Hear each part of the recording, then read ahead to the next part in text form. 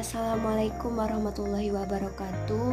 Sebelumnya perkenalkan, nama saya Hanifatun Hasanah dengan nomor induk mahasiswa 100313820250074, program studi kesehatan lingkungan, Fakultas Kesehatan Masyarakat, mata kuliah Biostatistik Inferensial dengan dosen pengampu Ibu Amrina Rosyada, SKM MPH, Universitas Sriwijaya. Baiklah, di sini saya akan menjelaskan mengenai uji T di mata kuliah Biostatistik dengan contoh soal sebagai berikut.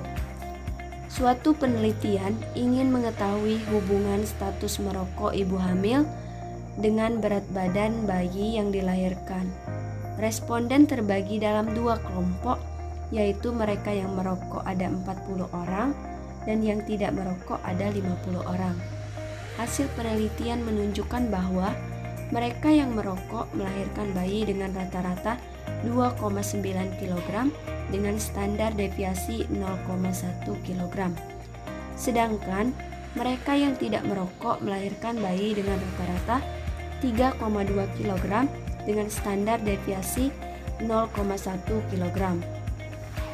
Ujilah apakah ibu yang merokok akan melahirkan berat bayi yang lebih rendah dibandingkan ibu-ibu yang tidak merokok menggunakan alfa 5%. Baiklah, untuk proses penyelesaiannya, pertama kita cari dulu nilai N1, X1, S1 dan nilai N2, X2 dan S2. Di sini saya membuat dua tabel, yaitu tabel kelompok 1 dan tabel kelompok 2. N1 adalah jumlah dari kelompok 1, yaitu menurut data di soal ada 40 orang dan N2-nya ada 50 orang, serta rata-rata pada kelompok 1 ada 2,9 dan pada kelompok 2 ada rata-ratanya 3,2, serta standar deviasi masing-masing kelompok adalah 0,1. Di sini ada rumus standar deviasi dan rumus uji T. Mengapa harus menggunakan rumus standar deviasi terlebih dahulu? Hal ini dikarenakan rumus uji T harus menggunakan standar deviasi agar mendapatkan hasil. H0 mu1 sama dengan mu2. Tidak ada perbedaan rata-rata ibu hamil yang merokok dan ibu hamil yang tidak merokok. Dan HA-nya mu1 lebih kecil dari mu2. Rata-rata ibu hamil merokok lebih kecil dibandingkan rata-rata ibu hamil yang tidak merokok. T-tesnya dengan alfa 0,05 atau 5% dan T-tabelnya DF sama dengan N1 ditambah N2 dikurang 2, dapatlah hasilnya 88, dan menurut T-tabel dapatlah hasilnya 1,662. Lalu langkah selanjutnya adalah kita harus buat poin-poin seperti poin ini ya.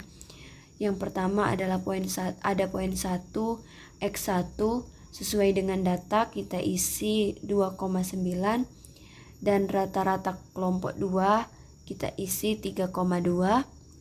Lalu di sini kita mencari pembilang dari rumus T. Jadi X1 dikurang dengan X2. 2,9 dikurang dengan 3,2, dapatlah hasilnya minus 0,3. Lalu kita mencari pembilang untuk standar deviasi di rumus standar deviasi, yaitu N1 dikurang 1 dikali standar deviasi 1 kuadrat ditambah N2 dikurang 1 dikali standar deviasi kuadrat 2. Maka di sini didapatlah hasilnya 0,88. Ini menurut data-data yang ada di sini ya. Lalu untuk poin kelima kita mencari penyebut dari standar deviasi itu sendiri, yaitu N1 ditambah N2 dikurang 2. N1-nya 40, N2-nya 50 dikurang 2. Dapatlah hasilnya 88. Maka untuk penyelesaian standar deviasinya, kita hanya membutuhkan poin 4 dan poin 5. Jadi pembagian antara poin 4 dan poin 5. 0,88 kita bagi dengan 88. Hasilnya adalah 0,01. Ini ya. Lalu poin ke-7, kita mencari penyebut dari rumus uji T. Ini penyebutnya untuk standar deviasinya sudah kita dapatkan, yaitu 0,01. Jadi kita tinggal mencari penyebut yang di sampingnya karena rumusnya ini belum selesai. Di sini kita selesaikan 1 per N1 ditambah 1 per N2, atau 1 dibagi N1 ditambah 1 dibagi N2. Didapatlah hasilnya 0,045, yaitu 1 dibagi 40 ditambah 1 dibagi 50. Lalu untuk nomor ke-8 atau poin ke-8, karena hasil dari ini sudah dapat, tinggal kita kalikan antara standar deviasi dengan yang poin nomor 7 tadi, yaitu 1 dibagi N1 ditambah 1 dibagi N2. Didapatlah hasilnya 0,00045. Ini merupakan hasil dari perkalian antara nomor 6 dan nomor 7. Kemudian setelah dikalikan, di sini kan ada akar. Jadi rumus yang bawah atau penyebutnya belum selesai. Kita harus mengkuadratkan terlebih dahulu.